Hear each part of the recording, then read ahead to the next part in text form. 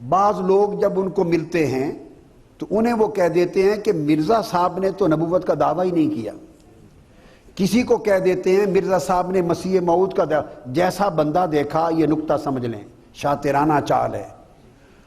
اس نے اپنی کتابوں میں ہر جھوٹ بول رکھا ہے، بہت بڑی مکاری عیاری کے ساتھ. ہر مواد موجود ہے. جیسا بندہ دیکھا اسی طرح کی بات کر دی اور کتاب میں اسی طرح کا مضمون نکال لیا. اس کے لیے ضروری ہے کہ اس پورے تصور کو ذہن میں رکھیں کہ مرزا غلام احمد قادیانی نے سٹیپ بائی سٹیپ ایک دعویٰ نہیں کیا، 12 دعوے کیے. کتنے کیے؟ اور ہر دعوے اس کی کتابوں میں ہیں. آپ میں سے کسی کو دیکھیں گے وہ کہیں گے جی ہم تو انہیں مجدد مانتے ہیں، اور انہوں نے بھی کہا تھا میں مجدد ہوں.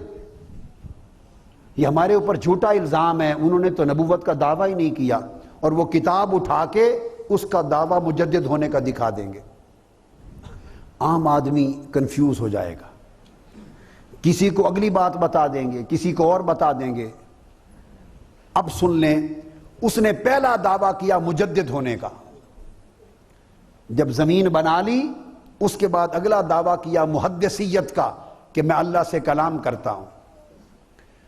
اس کے بعد اگلا دعویٰ کیا مہدویت کا، یعنی میں امام محمد مہدی ہوں، جو حضرت مہدی علیہ السلام آنے تھے وہ میں ہوں. پھر جب یہ گراؤنڈ بنا لیا تو اگلے چند سالوں کے بعد دعویٰ کیا مسیحیت مسیح کا، اور کیٹیگوریکلی کہا کہ میں حضرت عیسیٰ مسیح نہیں ہوں، جو حضرت مسیح آنے تھے میں وہ نہیں، ان کی مثل ہوں، سیملر ٹو مسیح.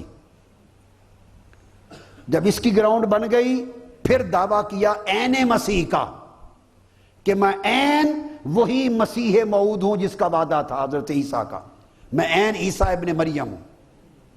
5. جب یہ بن گیا پھر اس نے اگلی سٹیج پہ دعویٰ کیا کہ میں حضرت عیسیٰ مسیح موعود پر بھی افضل ہوں. معاذ اللہ، وہ کم تر تھے میں ان سے افضل ہوں، استغفر اللہ.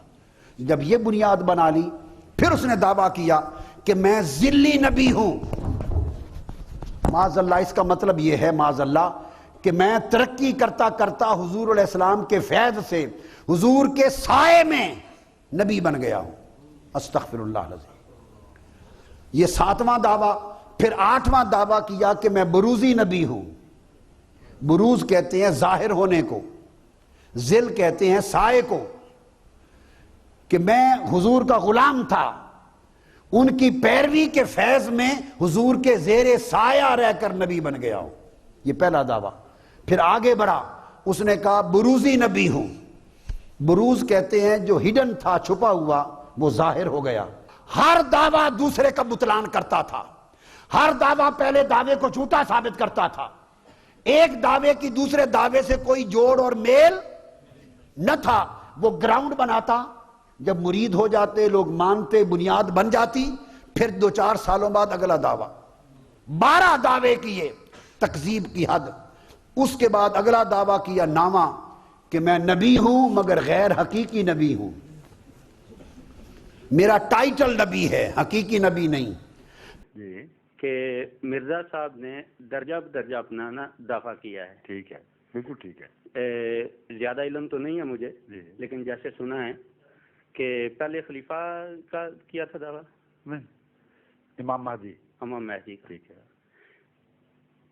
پھر عیسیٰ. اچھا، ٹھیک ہے. مجھے نہیں ہے اتنا علم، ویسے جو سنا ہے میں بتا رہا ہوں، مجھے علم ہے نا، میں بتا رہا ہوں. جی جی. مولوی کہتے ہیں جی کہ انہوں نے درجہ بدرجہ جی دعویٰ کیا ہے، جی جس کا مطلب اپنے نفس سے باتیں بنا رہے تھے. پہلے چھوٹا دعویٰ کیا، پھر اس سے بڑا، پھر اس سے بڑا، جی. یہاں تک کہ پھر نبی اللہ اپنے آپ کو کہہ دیا. اگرچہ امتی نبی کہا مگر کہا تو صحیح، جی جی. نبوت کا بھی دعویٰ کر دیا. جی، نبوت کا بھی کیا. اور پھر اس پہ بس نہیں کیا، کرسچن ہونے کا بھی دعویٰ کر دیا کہ میں ہی وہ کرسچن ہوں جس کا ہندو انتظار کر رہے تھے.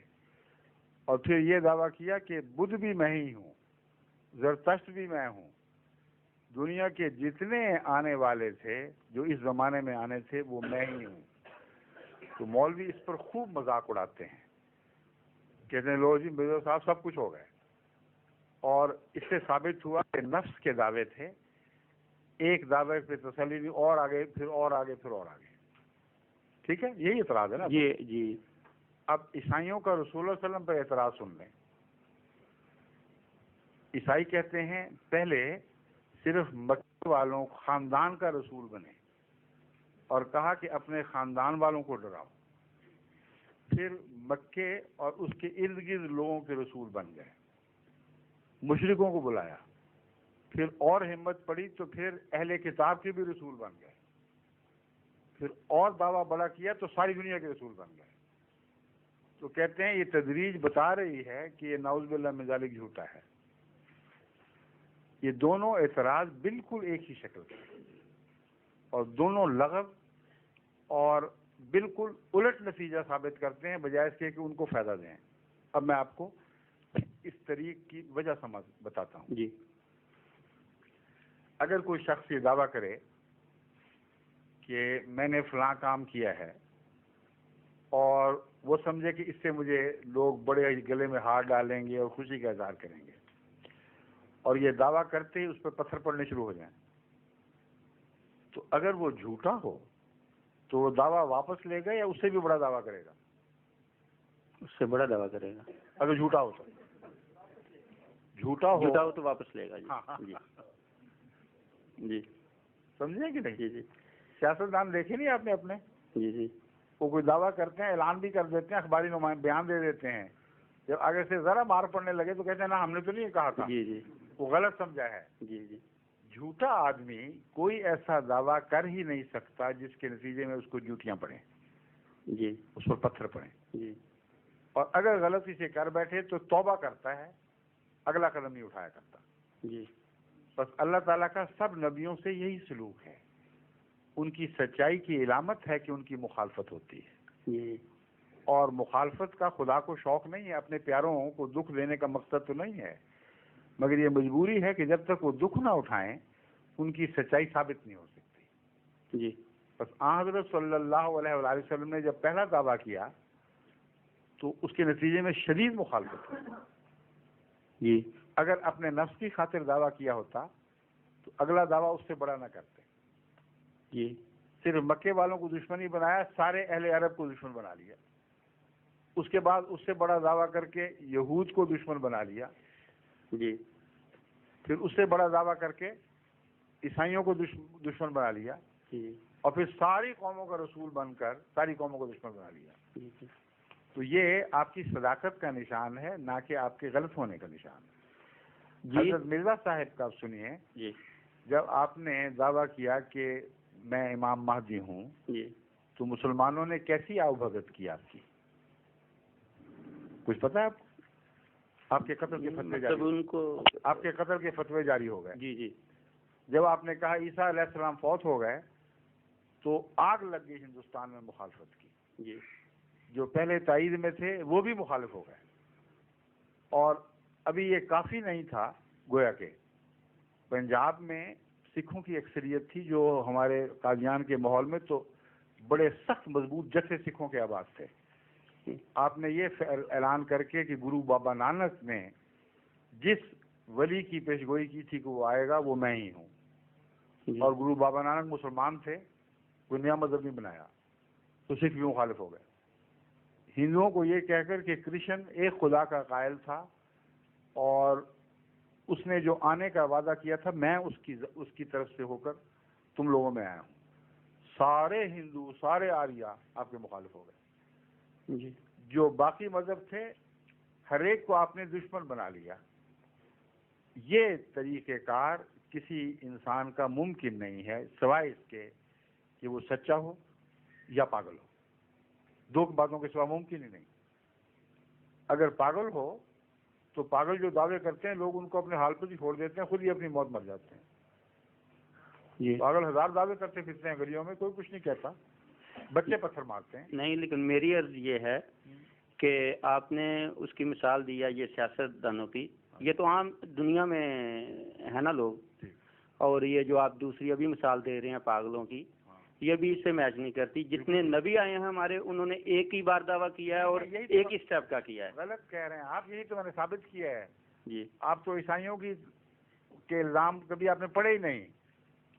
اسلام کی تاریخ آپ نے کبھی نہیں پڑھی. میں نے تو رسول اللہ صلی اللہ علیہ وسلم سے بات شروع کی تھی. میں یہ بتا رہا ہوں کہ یہ نہیں کہہ رہا کہ ان کی مثالیں اس پہ صادق آتی ہیں. میں کہتا ہوں ان کی مثالیں اور ہیں, نبیوں کی اور ہیں. جی نہ وہ پاگلوں والی مثال ہے, جی جی نہ وہ دنیا داروں کی مثال ہے. جی جی کیونکہ نبی سچے ہوتے ہیں, اس لیے ان کا اگلا دعویٰ پہلے دعوے سے بڑھ کر ہوتا ہے. اور اس کی سب سے بڑی مثال رسول اللہ صلی اللہ علیہ وسلم ہے. جی جی پہلا دعویٰ آپ نے عالمی رسول ہونے کا نہیں کیا تھا. پہلے دعوے میں عیسائیوں کو مخاطب نہیں فرمایا. مشرکین مکہ سے گفتگو بحث چلی, اور قرآن کریم فرماتا ہے کہ انذر عشیرتک الاقربین, تو اپنے رشتہ داروں قریبیوں کو ڈرا. اور اسی لیے آپ پہاڑی پر چڑھ کر اپنے رشتہ داروں کو اکٹھا کر کے ان کو ڈراتے رہے. لیکن وقت کے ساتھ ساتھ آپ کا دعویٰ بڑھا ہے, اور یہی بات ہے جو عیسائی مستشرقین نے, جو اسلام کا علم رکھ کر اسلام پر اعتراض کرتے ہیں, انہوں نے اپنی کتابوں میں ڈال کر کثرت کے ساتھ رسول اللہ صلی اللہ علیہ وسلم پر یہ حملہ کیا ہے کہ دیکھ لو یہ جھوٹا ہے, کیونکہ آہستہ آہستہ اس کا دعویٰ بڑھا ہے اور ایک دم نہیں کیا. حالانکہ اگر خدا کی طرف سے ہوتا تو ایک دم سارے دعوے کرتا. تو اب یہ اعتراض مسیح رسول اللہ صلی اللہ علیہ وسلم پر سچا ہے یا جھوٹا ہے؟ غور کریں. کیا واقعتاً ایسا نہیں ہوا کہ عالمی رسول ہونے کا دعویٰ بعد میں کیا گیا ہے؟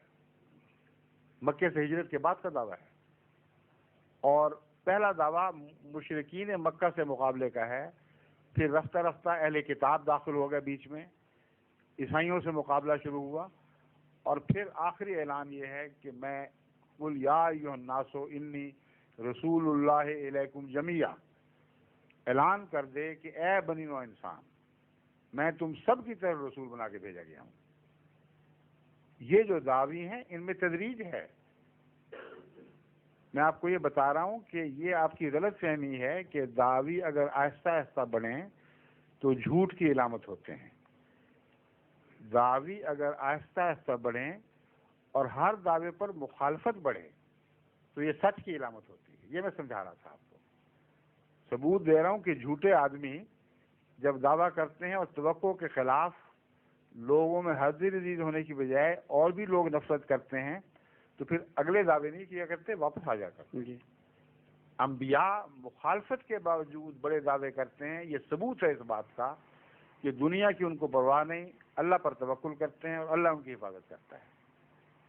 سمجھے؟ ٹھیک ہے, بس یہی سب. میرے مولا میری یہ ایک دعا ہے, تیری درگاہ میں عجز و بکا ہے, تیری درگاہ میں عجز و بکا ہے. وہ دے مجھ کو جو اس دل میں بھرا ہے, زبان چلتی نہیں شرم و حیا ہے, زبان چلتی نہیں شرم و حیا ہے.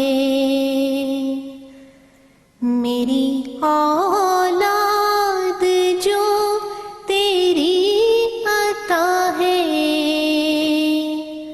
میری اولاد جو تیری عطا ہے, ہر ایک کو دیکھ لوں وہ پارسا ہے. تیری قدرت کے آگے روک کیا ہے,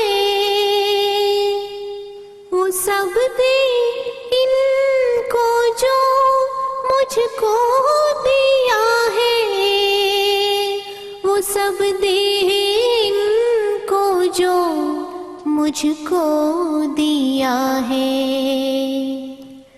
عجب محسن ہے تو بحر الایادی,